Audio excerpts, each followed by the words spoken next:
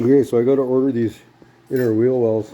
This whole lip, the inside lip for this quarter panel it was just all Bondo, just full of stuff. So I got to order this part. You just take it apart, that seam there, get rid of the spot welds, get that off of there.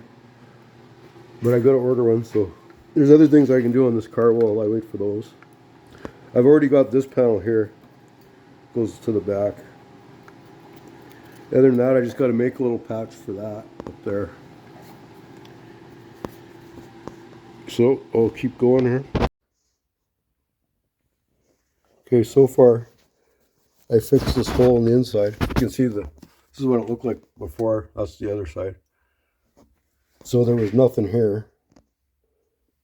So I double lined that. There's 2 layers of metal there. So that when you slam this 200-pound door, this is solid.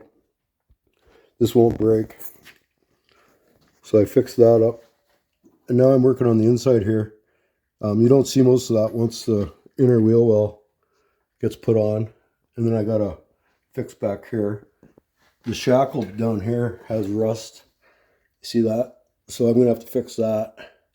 And it goes right underneath. You can see the rust is underneath. So I got to fix this back corner.